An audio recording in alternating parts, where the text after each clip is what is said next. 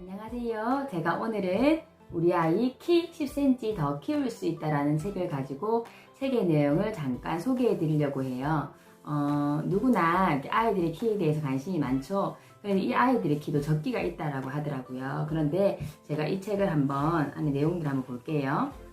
잘못된 외모 지상주의가 이를 부채질한다면 실제로 외모에 따라 사람들의 인식이 달라진 건 사실이다. 그 중에서도 키는 한 사람의 분위기와 사회적 지위, 자존감, 리더십 등에 큰 영향을 미친다. 성인들만 그럴 것일까? 조사 결과 아이들도 또래 친구들보다 키가 클수록 자신감이 넘치고 자존감이 더 높다고 합니다. 그런데 기본에 충실한 것이 가장 중요하다고 얘기해요. 음식 골고루 먹고 충분히 자고 충분히 운동하는 것이 제일 기본이라고 하는데 요즘 아이들이 이것이 쉽지 않죠.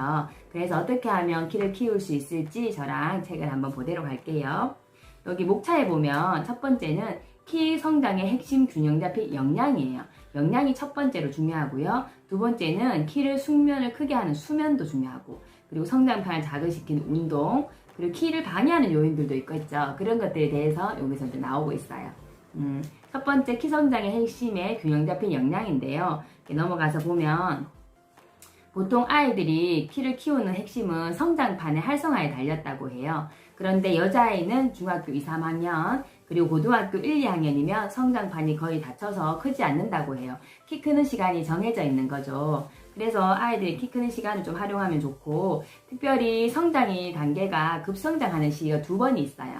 첫 번째는 보통 만 3세 이전을 첫 번째 성장기라고 얘기해요. 그리고 두 번째는 다들 알고 있는 사춘기라고 얘기를 해요.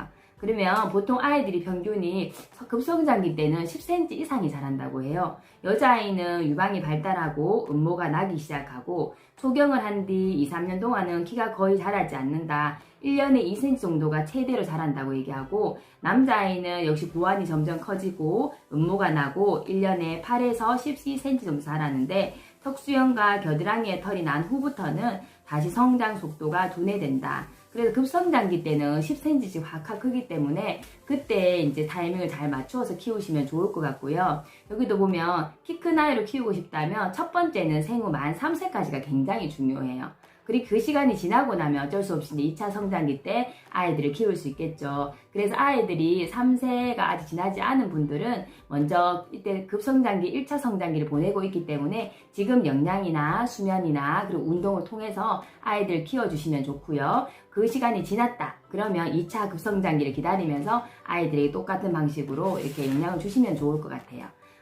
여기도 보면 보통 키의 성장은 몸무게에 비례한다고 얘기하는데, 자녀 키가 평균적으로 자라는데 몸무게가 평균치보다 현저히 떨어진다면 건강에 문제가 있을 수 있다.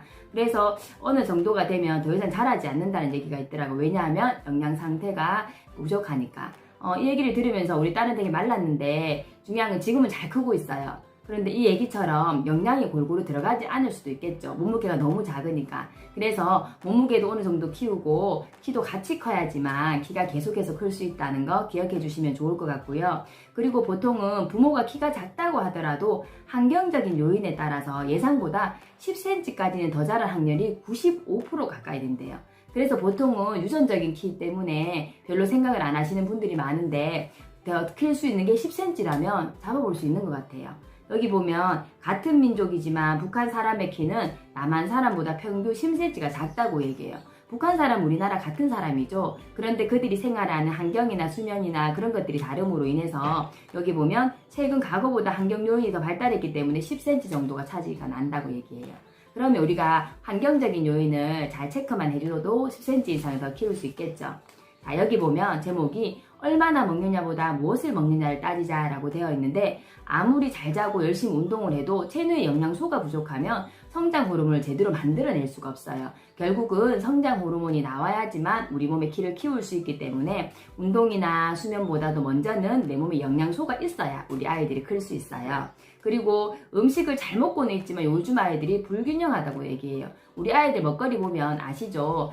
옛날 어른들처럼 건강한 먹거리가 아니라 입에 맛있는 걸 찾다 보니까 음식을 많이는 먹지만 좋은 음식, 그렇게 무엇을 먹느냐에 대해서 좀 고민할 필요가 있는 시대고요. 여기 보면 이제 먹었으면 성장에 좋은 것들이 단백질, 무기질, 비타민, 아연과 마그네슘, 복한 탄수화물, 식이섬유, 성장기에 굉장히 중요한 영양소라고 하는데요. 여기 책에 보시면 좀 자세하게 나와 있거든요. 그래서 그 영양소들이 우리 아이들에게 어떻게 영향을 미치는지 한번 읽어보셨으면 좋겠고요. 그리고 아미노산까지 나오네요. 그리고 뒤에 제가 넘겨보면 영양 불균형을 해결할 보조 방법 영양제 섭취.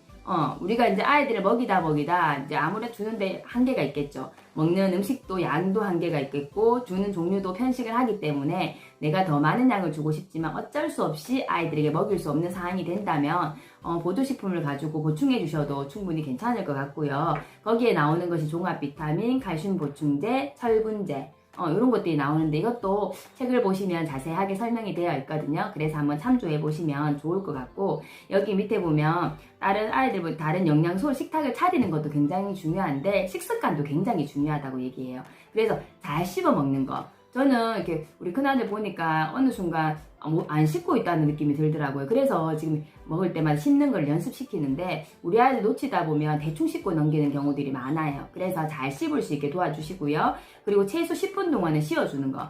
누워서 쉬는 것이 아니라 밥을 먹고 나면 소화를 할 수 있도록 이제 좀 앉아서 쉴 수 있게 도와주시면 되고 그리고 제일 중요한 거 즐겁게 먹는 습관이 너무너무 중요하대요.